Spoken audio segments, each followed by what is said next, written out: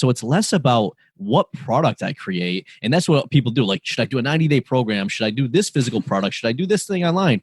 It's like, listen, we'll figure all that out when we spend time truly understanding how we can help this group of people. Welcome to the Online Genius Podcast, where host and renegade-thinking beer-brewing lawyer turned online entrepreneur Bobby Klinck proves that building and protecting your online genius doesn't have to be rocket science. Bobby and his expert guests break down online marketing and the legal stuff so you can stop sweating the small stuff and get back to building your amazing business. Now, here's your host, Bobby Klinck. Hey there. Welcome to episode 103 of the Online Genius Podcast. I'm your host, Bobby Klinck, and today's show is great. It's a lot of fun. It's an interview show.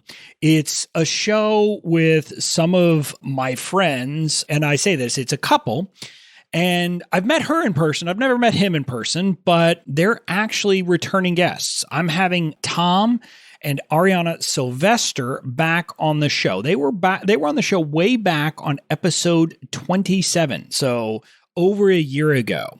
I first met Ariana through Amy Porterfield's B School group. We signed up for Marie Forleo's B School through Amy Porterfield's affiliate link back in 2018. So we were in the group together and we got to know each other there. And I loved what she and her husband were building, this business they were building about helping people kind of create the lifestyle that they want in their business. That's kind of the thing that they talk about. And got to know them, got to know her. And then at the event we were at, the live event later in the year after the interview happened, connected with her even more and just had a great time chatting with her. And it was kind of funny. I connected with her recently again because I was thinking about conversations we'd had at the event. That it was just kind of funny how my life had evolved, my business had evolved so much since that event. But hers and her husband's have too. And specifically, they've got this new book that's coming out the day that this episode goes live. It's available. It's called Lifestyle Builders, which is their brand. And it's an amazing book because it's hard to describe. It's not a business book, or what I should say is it's not just a business book. It's not just a finance book. It's not just a personal development book. It's all of those things. It's kind of an overall approach of thinking through how to do a lot of the things that us entrepreneurs are doing. So if you're already an entrepreneur, there's things in there for you. If you're someone who's in a job but wants to build your own business and kind of quit the 9-to-5 or quit the cubicle or quit whatever job you have, there's things in there about it for you as well. But the amazing thing, and it kind of goes to show how the people who are followers of the law of attraction would say like attracts like, but it's kind of like that here. It makes sense to me why I get along with Tom and Ariana so well, because as I was reading this book, the advanced copy I got, and taking a look at it, they were saying a lot of the same things that I say in my business, a lot of the same things that I talk about, where we are very different from what the common people or most of the gurus are teaching. We have different views about things. And if you listen to me talk about my fans framework that I talk about a lot on here, there's a lot of that in what Tom and Ariana are talking about, even though they have a very different experience. And just to give you a sense, I mean, they have businesses that include like a real estate business, but also like a liquor store and a lot of different things. So not all online, but it's just kind of interesting. And we had a great conversation. It was a lot of fun. And I think you're going to learn a lot because they share a lot about how you can kind of, reverse engineer your life, if you will, and reverse engineer the business you want based upon the life you want. And that's the thing that we should all be trying to do at the end of the day, right? We shouldn't be building a business just to be building a business. That was one of the realizations I had that I talked about it. It's been a while. It was pretty early this year. I talked about this, how at my first mastermind retreat, one of the big breakthroughs I had was that I was working myself too hard. I was trying to do all these things because I felt almost like I had to prove something, in spite of the fact that I'm doing this online entrepreneurship job so that I can be with my family and spend time with my family and not get dragged away. And so I recognized that I wasn't doing it. So I kind of course corrected there. But Tom and Ariana are great about talking about how you need to figure out what you want in life and let that dictate what you build. And so I had a lot of fun interviewing them. I think you're going to really love it. Before we get to the interview, if you didn't listen last week and you're just coming back to me after a while, I had a big announcement last week. I have rebranded. The podcast is still the Online Genius Podcast, but now my business operates under BobbyKlinck.com. And I'm doing that to bring together the two sides of my business, the side that's about the legal stuff, and the side that's about the business stuff, and to have it make sense. I've got some exciting things going on over there. I've got a business building boot camp for free where people can get access to a 5-part boot camp on how to build your list, and a 3-part boot camp about how to create content for your business. I've got a new legal assessment tool that will help you really understand exactly what you need to be doing based upon answers you give to a very in-depth assessment. I mean, it has something where you can get something like 100 million permutations of the report that comes out, if I did my math right. So there's a lot of fun stuff going on over there. And in addition to that, I'm now running monthly workshops called my 101 workshops. The first one, the one that's coming this month, is all about how to find your fans. And by the way, when I say this month, I mean November. So November 1st, we're going to be doing a workshop, so later this week, that is all about finding your fans. And what I've discovered when I've listened to people is this is a big struggle they deal with. And so I want to help them with that. So if you're interested in any of that, head over to BobbyKlinck.com and you can get all the details about all those freebies, about all the different stuff, and you can get your hands on it or join me for that workshop. So that's my call to action for today. And without further ado, here's my interview with Tom and Ariana. Welcome back to the show, guys. I'm excited that you're here. Yay, we're excited to be back. Yeah, 2-timers. Woohoo. Yeah, I'm trying to think. Amy's been on here twice. And Tarzan's been on twice. I think you guys are the only other 2-timers who've been on the show. That's a pretty big deal. Some pretty cool names to be next to as 2-timers on your show. Well, but it's also, I mean, as we're recording this, it's kind of perfect timing because next week I fly to Amy Porterfield's event. And I was just thinking about it. It was a year ago at that event that, we really got to talk, and it was a lot of fun. Mm-hmm. Yeah. Yeah. And a little bit's changed for both of us in our year. So I've already done a brief intro, but why don't you guys introduce yourselves now on the show?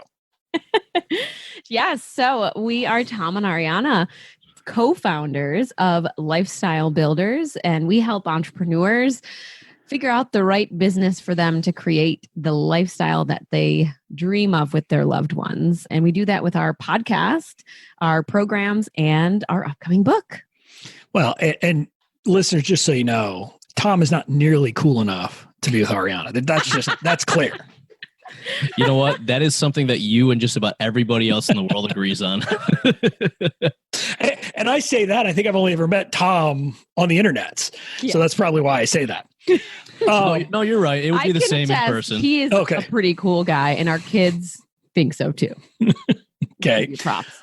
Now, so look, I read the book and you gave me an advance copy and I loved it, but here's my first question for you. How do you describe the book? Because I was trying to think of how to like what kind of book I would call it. And I don't even know what I would call it.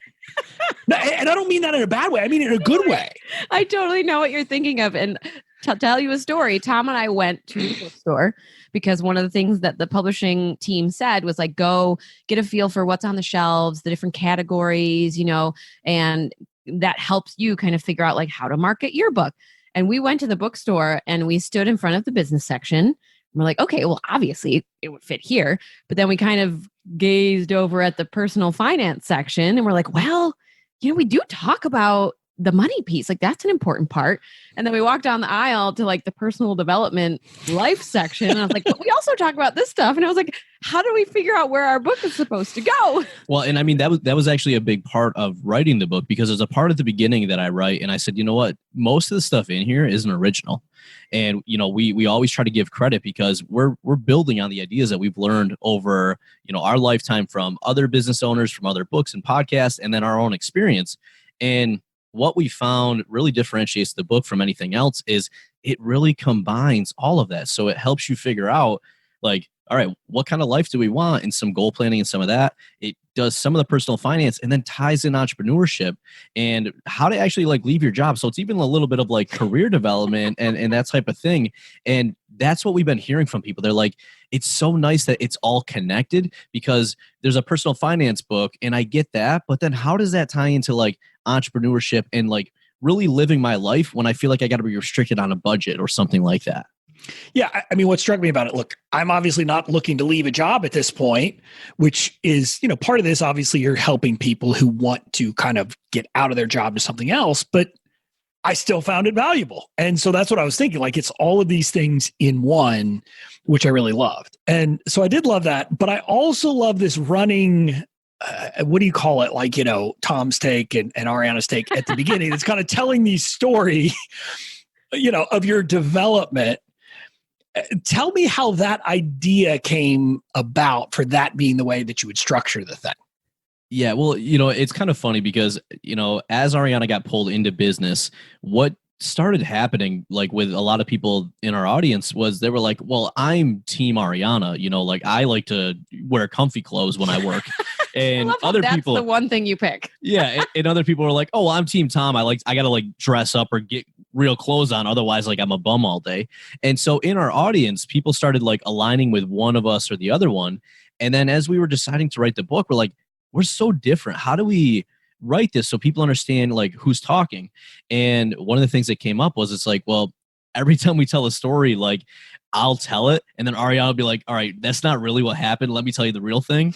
And so we're like, actually, that'll make a really good piece of the book, because the book gives you a roadmap of how to do this stuff. But that then allowed us to each really explain key moments of our life. And you get to see it from like Tom, the entrepreneur perspective. And then you also get to see it from the reluctant spouse that eventually got pulled into this.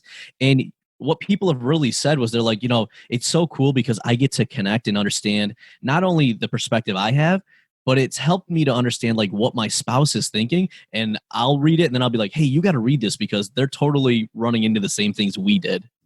Well, so there's that piece of it, but I got to be honest with you, Tom, also like, I guess it's because I'm in the online entrepreneurship space. I see visionary integrator all over this. You know, you're the visionary who's always chasing ideas. And you know, Ariana's the person who's always like, wait a minute, what now? How are we going to do this again? And trying to stop you and rein you in every once in a while. Yeah, absolutely. Yeah, for sure. And by the way, like at this point, you could just give me like your writing and I would be able to say which one is which, even if it wasn't about the story, because there's definitely different voices between the two of you, which I love. I think that's perfect. Yeah, absolutely. And I mean, that was, you know, we've done businesses together and there's so much that comes up with that. But writing a book together was a whole different thing, because like our podcast, people can listen and they clearly know who's talking.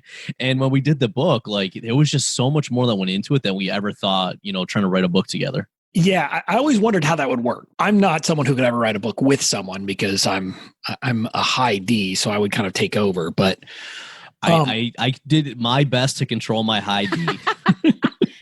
Well, we also went into it with sort of a plan and said, okay, you know, how do we attack this in a way that makes sense so that, you know, we're not constantly changing each other's words or like trying to butt into the different sections or chapters. So one of the things that we did was took the outline. We knew each section was going to start with our story. So obviously we each had to write that portion. And then we took the rest of the book and said, okay, well, what sections or what chapters resonate with you and which ones resonate with me? Let's take different parts of the book and write it, take the first pass, and then we can each read each other's work and, you know, make little changes or tweaks as needed. Tom, you were completely wrong. Let me cross that section out and tell it how it really went. I did not do that until after we gave it to the editor. Well, so actually, let me ask you this, because one thing I noticed, and I don't remember how many chapters, but at the beginning, Tom's take was always first. And then at some point, Ariana, your take was first. Why did that happen? I don't remember. I think it was the way that we started writing. Like, we each took different days to write because obviously we had kids, we had the businesses. So there was a couple sections where, like, I think I dove in first. And when we went back and each wrote the corresponding story, I think we tried to fit it together best so that it flowed really well. So at whatever section that was that I started first, however I started writing was just the better flow of the story. And we decided that just worked out well. So I'll actually look at it a little bit deeper. And what's cool is, as you read, like, if you were to just read those sections of the book, our story, you actually see an evolution of both Ariana and I.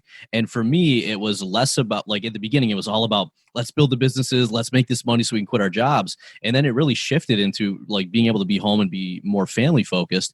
And for Ariana, it went from, like, I'm totally against this, like, I don't want any part of it, to then you see really her stepping in and actually taking more of the lead with things. And I think her, like, telling the stories first later in the book also go to really her evolution and growth over our time of working together. Aww. Yeah, that's nice.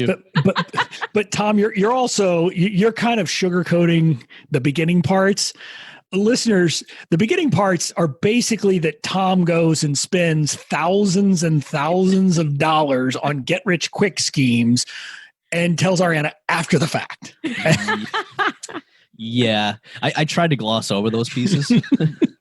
No, you don't. I mean, in the book, you are open about it, and I look at it and I laugh because it's the kind of thing that so many people, I think, do, especially us visionaries who always have a bunch of ideas. And so Absolutely. I love it. And you know, and that was, like, to be honest, and with the book, one of the things that we had to really talk about was we were being completely open and honest. And although I'm really thick-skinned, we were like, you know, Ariana, as we put this book out and people are hearing this, we're telling them about, like, the mistakes we made and the things we did wrong. And the reason we really want to put that out there is because there's this allure that, like, you know, people are successful overnight and nothing ever goes wrong. And a lot of people don't talk about real life and what happens and the mistakes you make. And to your point, so many people like us go out and dive into those get-rich-quick schemes. And so, one, hopefully it's a tale to save some people from that. But then, two, to be like, hey, if you did this, if this was you, that's okay. We can work past that. So we really wanted to give the real story of entrepreneurship, not what you often hear in, like, magazines or the highlights. Mm-hmm. Yeah, but my listeners are used to that. I tell the story all the time about how my first launch I spent $25,000 on and made one sale. So I'm very open with my people that I've screwed up a lot. Yeah, well, and you know what? I more people need to hear that. And that was why, like, even as we went into it, we were showing numbers on, like, hey, we wrote this business plan and everything sounded good and we were going to make all this money. And then here's what the first year looked like. And what we were supposed to make in money, we actually lost in money. And we just want to show people, like, here's the real thing that happens when you do this stuff. It never works out as planned, and that's okay. And we can roll with the punches. Yeah. Yeah. Although I think you were a little bit harder on yourself in that section. Readers, that's actually talking about when they open, or I guess you created a liquor store. Yeah. But you're talking about profit numbers, but you actually had inventory. So you had at least some equity built up there, I would hope, that you don't talk about in the book as much. Oh, yeah, absolutely. Yeah. And, you know, one of the things, too, when we wrote the book, we were trying to simplify things down because it is so easy, especially when we get into finances and all this stuff, to make it overly complicated. So a big focus we had was, like, let's make this super simple so that even if you don't have a financial background, or even if you're new to business, you can understand some of what we went through. Mm-hmm. Yeah. Now, so now I want to talk about some of the things that you talk about in the book. And you kind of at the beginning, like you say we should start with a plan. And you say that one of the first questions you ask people when they come to work with you as a coach is, you know, what does your ideal lifestyle look like? And you talk about how a lot of people are surprised by that. Why are people surprised by that question? You know, what we find is that, one, so many of us just know the traditional path: go to high school, get good grades, go to college, get good grades, get into a bunch of debt, and then work the next several years a job to get out of there. And so many of us, that's all we know. And then the second thing is we find so many people are just so caught up in everything that's going on that they never take time to sit back and actually think about what they want the future to look like. And as a result, if you're ever around people that are like later in life, you'll find that they're always like, man, I was so busy and I missed out on all these things because I never took the time to actually think about what was important. And so that's really what we found is that people never stop to think about it. And when they do, it is a hard thing to actually articulate and get clarity on. It's just so much easier to like hustle and do the work you're doing today and not really think about like, what would we ideally want our lives to look like? And especially when you're trying to get aligned with a spouse, because that just makes the conversation a lot more difficult. Well, and I think like people have this idea of what it is to be a business coach or hire a business coach. And, pretty commonly people think that it's just all business. Like, oh, well, they're going to help me grow my business. That's why I'm hiring this person. But what a lot of times what people fail to see is that missing piece is the alignment between the life and business. So we can tell you everything there is to know about how to grow your business. But if your business isn't aligned with what you want in your life, it's going to end up failing because you're not, those two things are not matched. So if you grow your business to what you define as successful, maybe that's a $10 million business or whatever, that may mean that you're working 80 hours a week and you have to hire, 30 people on your team to run this business, and you're never really home anymore because you have to be there to be the head of this business. And if you had stopped to look at that question, like, what do you want your lifestyle to look like? And your answer was, I want more time with my family and more time with my spouse to do the things that we enjoy. That business doesn't match up with that lifestyle. And there's nothing to say that it's wrong lifestyle, but make sure that that's what you're striving for before you go in and try to build out this business. So there are so many good nuggets in there. I mean, first of all, I've got to point out, you're talking about a business coach and people think it's all about business. With me, it's almost the opposite. A lot of people and my listeners have heard this story before. My quest to become an entrepreneur that I am today started with a life coach asking me if I liked what I did for a living. Mm-hmm. And so I just think I think so many times, you're right, people try to compartmentalize it, but you can't, especially as an entrepreneur. There's no way you can separate the two. Yeah. But when I read it in the book, what I was struck by is the notion that so many people know what they don't want, but they don't know what they do want, or they don't think about what they do want. Is that kind of what you're seeing from a lot of people? Yeah, definitely. And when we approach this, obviously in the book, we give people a lot of prompting questions and guide them to walk through this. And for different people, we have to approach it from different angles. So there's some people that, really answer those questions and they have a lot of clarity on what they want. For some people, you have to really go the approach of like, all right, well, let's start with the entire world of everything. Let's start taking away what you don't want. And that's going to narrow in and then help you figure out what you do want. So we always tell people all of this stuff is a guide. You've got to figure out which way to approach it that's really going to work best for you. Some people are very much like a visual person and, getting images and doing a vision board and that type of thing works. Some people are a lot more logical where they want to do it that way. So this is really all just helping you to understand what you should be doing, but the way that you approach it definitely depends on you. And you might approach it different than your spouse does. Yes, in most cases, we found that to be true. Yeah, I have to admit, I've never made a vision board in my life. People in the industry talk about it. I'm like, what is so that's like just put pictures of stuff I want? I don't get it. My logical brain doesn't understand those things. Yeah, and I've never made a traditional vision board either. Mine usually are lists. I have lists of things, and that's just how my brain works. Tom is a very visual person. So what happens, when we come together and we've each approached it in the right way for us, is then we can kind of come together and say, well, here's my list. And then here's your take on what my list looks like with your things added in. Here's our vision board. Yeah. So it's been helpful for us to kind of go through some of these different exercises over the years and really figure out how can we bring it together so that it works for each of us. Yep. By the way, I have to tell you, as I was reading the book, it struck me. Now I know why I like you guys so much, because I have, I think it's seven core beliefs in my membership site. And literally I picked up on at least 2 or 3 of them that you talk about in your book. And then there's some other things you talk about that you love. And one of my core beliefs is we do the unscalable. And you guys practically use that line when you're talking about the difference between effective and efficient work. And I'd love to hear you guys talk about why you say that you actually shouldn't be efficient up front. Yeah, well, so my background and a lot of my focus has always been on optimization. And so it's funny when people approach us, they always assume that we're going to like automate things or optimize them right away. And the first question we really have to look at is what we're doing effective? Does it work and does it get us the result? And you like we've all seen it online. There's people that have automated everything, but none of it works, right? Like I remember on Twitter, for example, you'd like connect with somebody or follow them and they'd send you an automated message right away. And that was automated. That person's business was automated, but I bet none of those converted. So what we have to look at first is whatever the goal is of what we're trying to do, we want to just make sure that we're achieving that goal. And once we do, then we can start saying, all right, now that we're effective, we're getting the right results. Now let's work on getting the right results with less resources put in. And that's where we say, all right, well, what can we eliminate from this?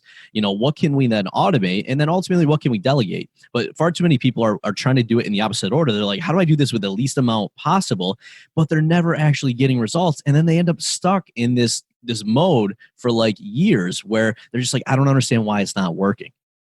Yeah. So, I mean, what I tell people is I think that the push to automate, delegate, templatize is actually ruining a lot of people's business because they do it too soon and they do it with the wrong things. Well, I was going to say that point you just hit on at the end is so key. They're doing it with the wrong things. Like automation is amazing when you do it with the right things. And what we want to automate is the thing that is repetitive, that computers are really good at doing, and the things that are really low cost so that we can show up and do the things that we do best. So you never want to try to like automate away relationships or places where you got to be. You want to use automation so you can do more of that stuff. Tom, I knew we got along because literally I have like one of my Instagram quotes is that you can't automate, delegate, or templatize connection.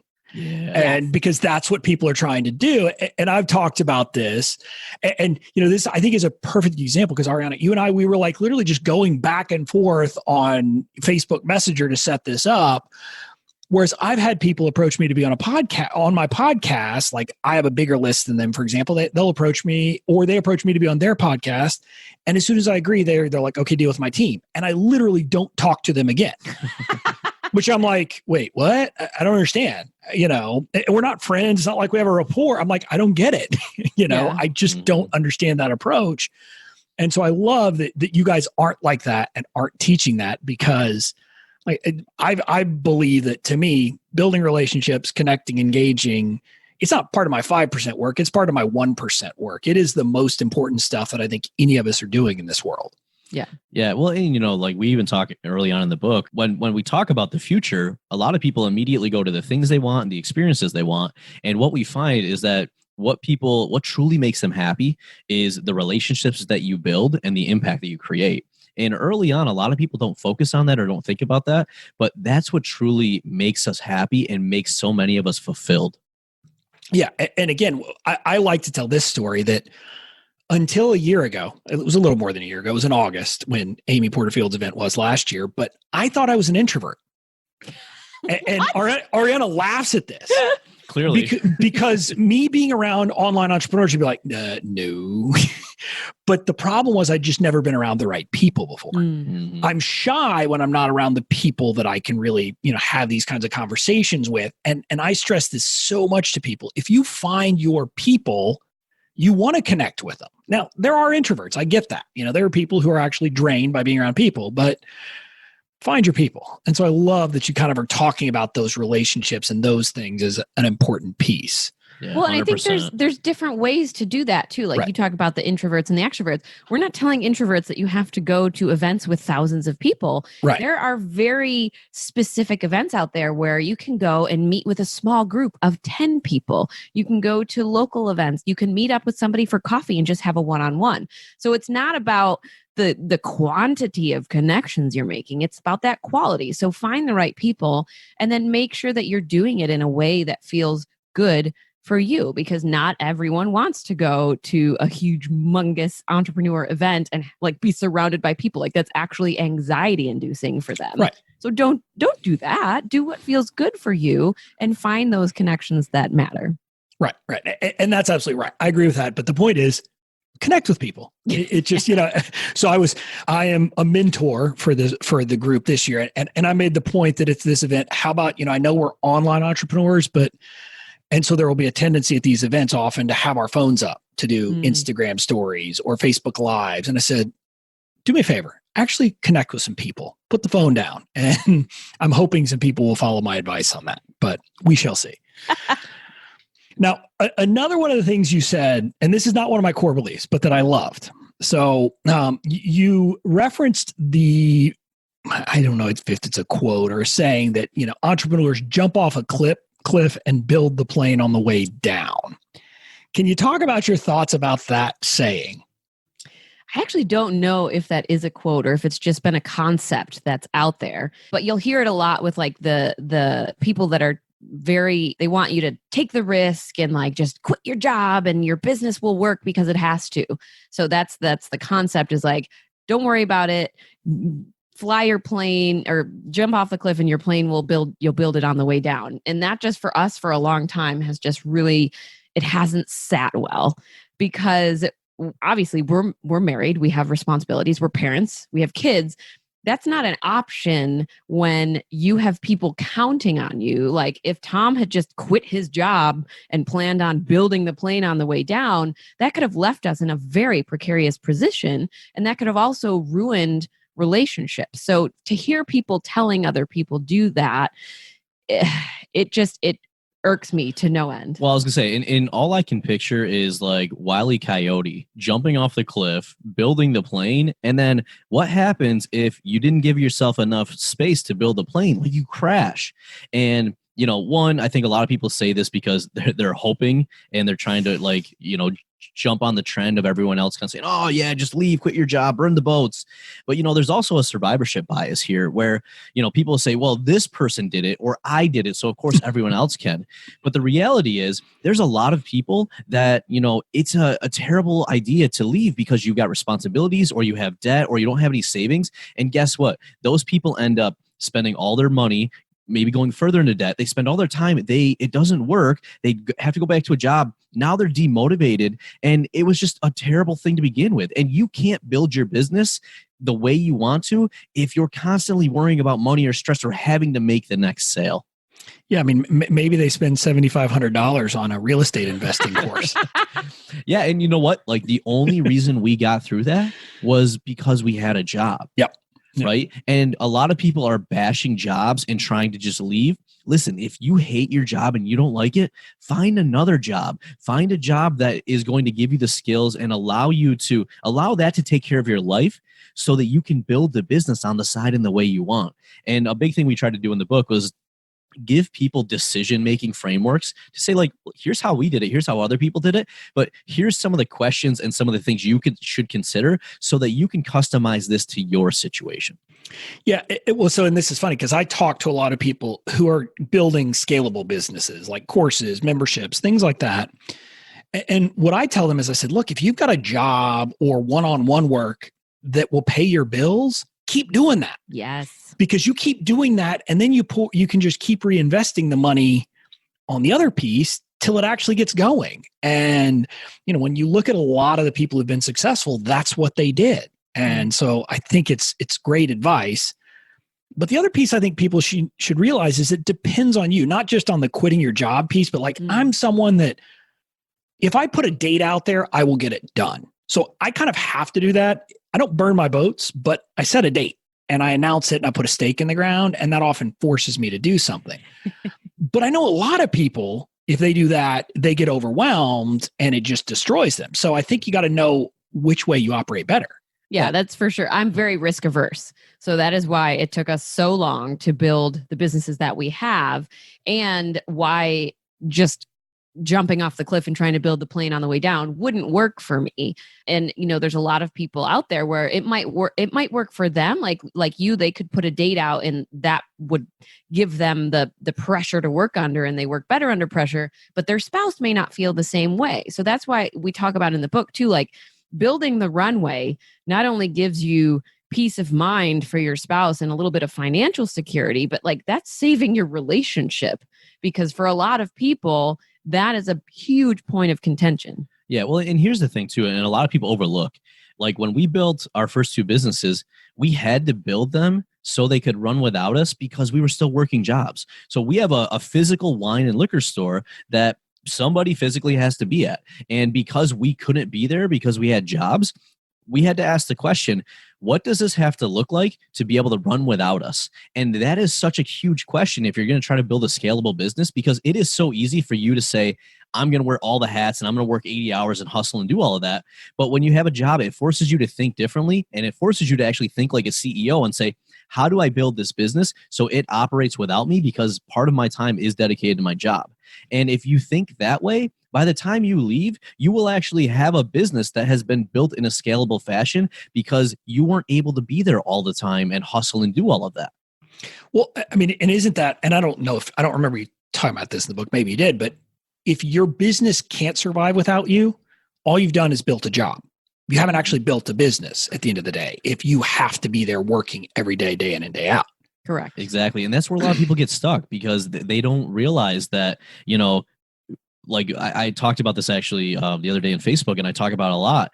A lot of people get stuck being a solopreneur, being self-employed, and you almost have the worst of both worlds, where you don't have the consistency of a job and an income and healthcare and all of that, but you also don't have a team or systems in place so that you can leave. So you might actually make a lot of money as like a solopreneur, but you're probably working really hard and you're probably on the path to burnout. Yeah, absolutely. Yep. I mean, I think a lot of people end up starting as a solopreneur and their hourly rate is way less than they were making in their job because they're trying to do it all. And I think part of that is we often feel like we have to do more than we actually have to. But I mean, that's a separate issue. Yeah. Well, and a lot of times, like one of the first questions I ask people and why we did so much around making sure that you're building the right business for your lifestyle, it's a smaller percentage of people, but there are a small percentage that being a solopreneur or a very highly paid like technician is the right thing for them. Yep. But for most people, you really want to be a business owner. And so I always make that distinction early on. So we make sure we're building the right business for them. Yeah. Well, and I mean, again, I think that's what's great about the entire book, and your entire premise is you need to figure out what is right for you and build your lifestyle. And so I think that's great. But I do want to move on to what I thought was by far the best part of the book. Well, I'm interested to see which part this is. And I'm going to read this because literally it encapsulates pretty much everything I teach. And now, listeners, I told Tom and Ariana this. They made my life difficult because I'm old. And they sent me a PDF that's protected. So I had to read this online instead of being able to print this thing and print the thing and highlight it like I normally would. So I had to screenshot this. But I did because it's that important. And here's what you said. In order to find long-lasting success, you must shift your focus from product development to customer development. You must become obsessed with the group of people who you want to work with. You must fall in love with serving them. You want to be inside their heads. You want to understand their thoughts, emotions, challenges, aspirations, fears, and objections. You want to understand how they behave and what they spend money on and how they decide to spend their money. You want to know more about them than anyone else who is also trying to serve them. You want to better understand their problems than they even understand them. The better you understand your customer, the more successful your business will be. I read that and I was almost in love. I literally could not have said that better, and I don't think anyone could say that better. I want you guys to explain why you think that is so important. Yeah, well, first off, thank you. I appreciate that because That's an unpopular opinion in a lot of circles and with a lot of entrepreneurs. And there's this assumption that great businesses are built on great ideas. And, we always think of like, the entrepreneur startup in the garage, or I got that idea in my shower, or whatever else. And we put so much focus on the idea and the product and not nearly enough Thank you. on the actual people that we're trying to help. And so what we've found is in our businesses, and then, other successful entrepreneurs and people we've helped, is that the best ones are the ones that are so obsessed with the people they're trying to help.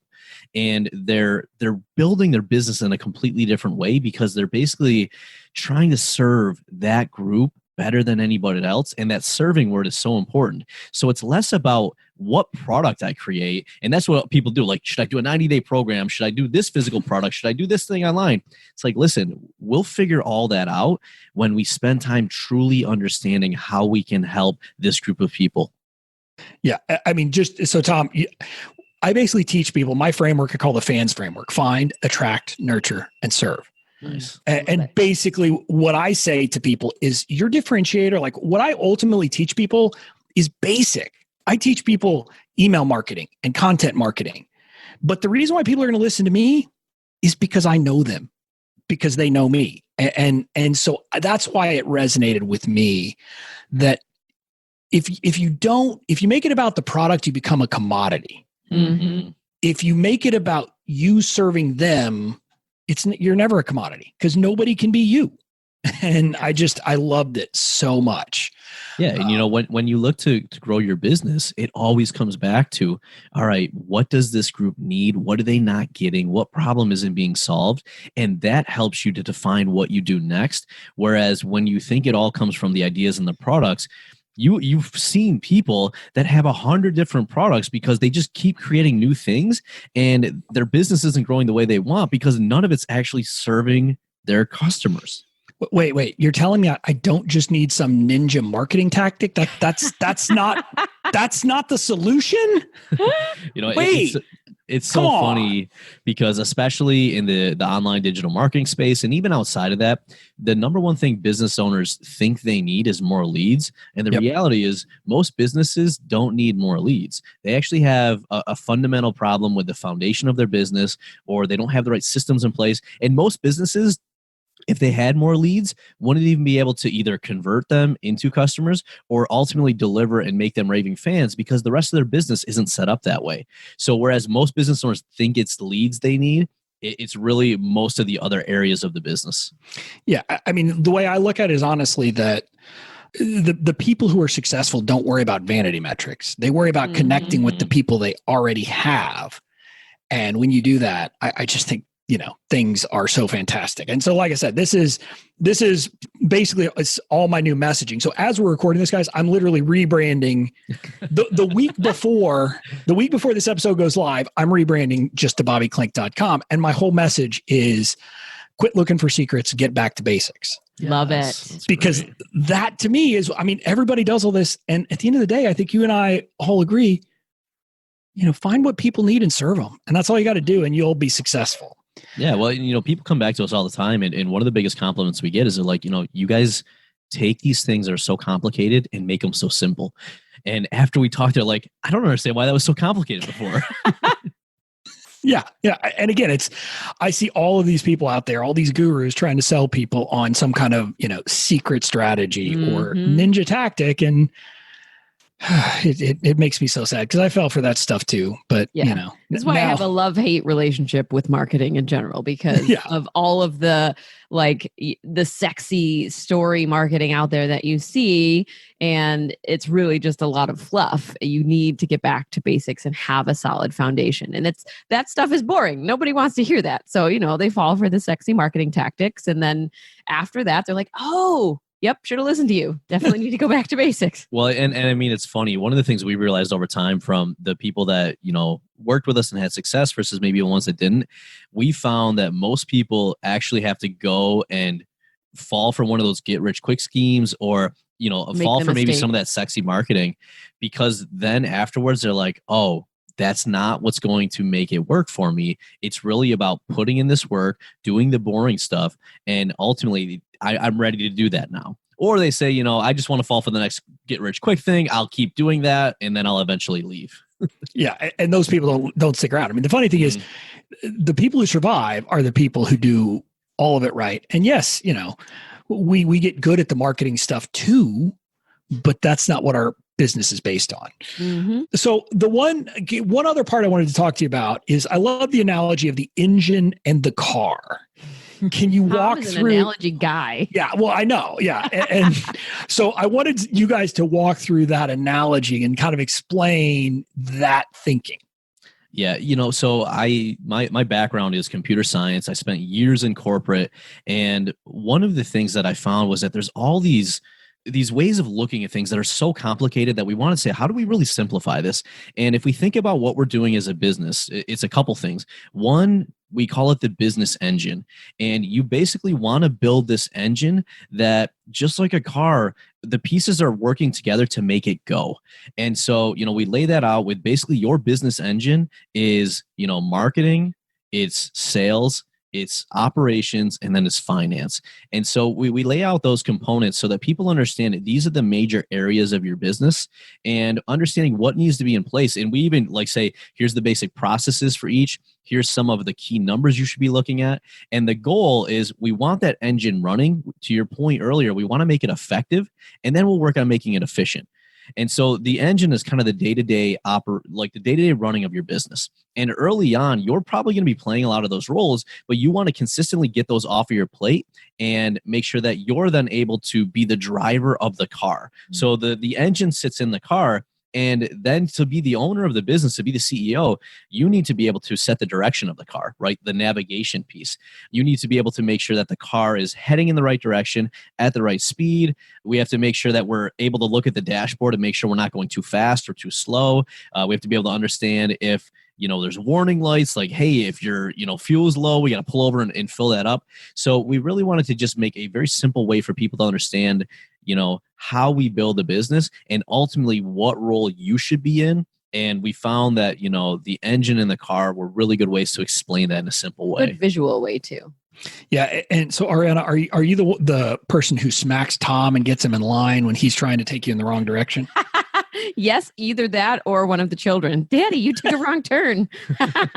Yeah, well, and that was the other analogy too, that why we really like the car, because the overall thing we're talking about here, and it goes back to the beginning, is what do you want your ideal life to look like? And it's really like a GPS, because we're defining the destination, we're defining the starting point, and then we're going to build a roadmap of how we think we're going to get there.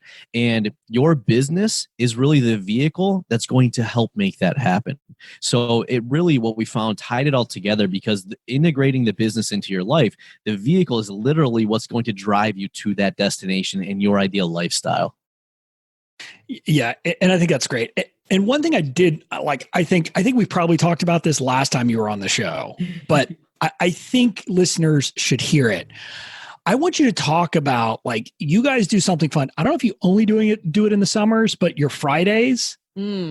Talk about what you do on Fridays. Yeah, so that actually does tie back to one of the sections in the book. We talk about living your life. So not waiting until everything is in place to start enjoying things now. And that the Friday family field trips was actually our take on that for our family. One of our goals that's on the roadmap is to do a family Disney trip at some point. But we knew that it wasn't practical at that time because one of our kids was an infant, and I refused to go to Disney World with an infant. And it also, by the way, amen to that. And it also wasn't financially a great time because we were in transition of trying to, build the business up so that Tom could leave his job, and then we had to get the business to be it didn't make sense. But we thought well, there's no reason we should just wait 5 years from now to do something fun as a family. How can we bring that in little pieces now? We might not be able to go to Disney, but what can we do to have some of those enjoyable experiences as a family? So that actually idea came from one of our members in the Lifestyle Builders program. She had talked about Friday field trips, or I don't know, something with the F's, and we love alliteration. So we just decided to go full on with it and do Friday family field trips. And we said, what would that look like if we took Fridays off all summer and just kind of took little day trips all over the city and did different things and had experiences with our kids?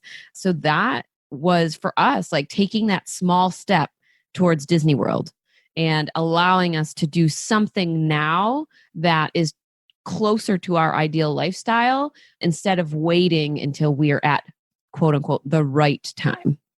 Yeah. And I love that. Just so you know, I am doing my best that Fridays at 3:00 when my daughter gets off school, I shut down for the entire weekend. I'm not there yet, but I'm working on it. And you guys inspire me because like I said, I mean, we are parents of kids about the same age, and I don't want to miss this. And I'm sure you guys are the same. And so I love that you guys have done that. Absolutely. And, I love the fact that you said that. Like, so right now, the goal for you is to get to 3. And then once you get that, then it might be, all right, well, how do I only take a half a day on Friday? Right. So we're taking incremental steps to get to where we want to be. Whereas a lot of people just think it's like, well, all or nothing. Yeah, all or nothing. And that's definitely not the case. Yep. Yeah. And I think that's right. And again, for me, it's easy. She's in school till 3 because she's now in kindergarten. And so it's easy enough for me to say, okay, I'm going to do that. And I think my long-term goal, Tom, is actually that basically once she's done with school every day of the week, I'm done with work. And that's kind of my goal, to try to get to that. So yeah, that's beautiful. Yeah. Well, guys, this has been great. And the book is fantastic. So where should my listeners go to find it, to find you, to get in your world, all of that stuff? Yeah. So you can find the book at lifestylebuildersbook.com. Or, of course, like we mentioned in the beginning, any of your favorite book retailers. Okay. And I assume they can get into your world if they go to the Lifestyle Builders website. Yes. Yep. It'll take them right to our We Are Lifestyle Builders site. They can find our podcast on there as well, and all of our social handles. Okay. Well, I appreciate it, guys. This has been great. This has been a great conversation. And reading this book, again, made me realize why I like you guys so much. So thank you very much for coming on. Thank you so much for having us, Bobby. It's always great to talk to you. Yeah, absolutely. Thank you so much. And, keep on doing what you're doing. I think there needs to be more people out there that are giving the real experiences, like what really is going on and what this lifestyle really looks like, because there are a lot of great things that this can enable for you, but there's also a lot of challenges along the way. And the more of us that are, speaking from real experiences, I think the more realistic people understand what this is and what it's going to be for them. Yeah. Tom, don't worry. I keep doing that. I give the good, bad, and ugly with my audience. I always do. And so I love sharing it because I wish I would have heard that to know all these things. So yes. I will keep doing that. Listeners, that's it for this week's episode. Again, I told you this last week. I'm actually running a workshop, a $1 workshop this Friday if you want to join me, which is called Find Your Fans. And it's all about that big paragraph that I read from their book. Not planned. It just so happened that we worked out this week. If you're interested, you can go to bobbyklinck.com/find map workshop and find out all about it. I'd love to have you there. But otherwise, I'll see you at the next episode of the Online Genius Podcast. Thanks for listening to the Online Genius Podcast. Make sure to tune in next week for more great tips, tricks, and strategies to help you build and protect your online genius.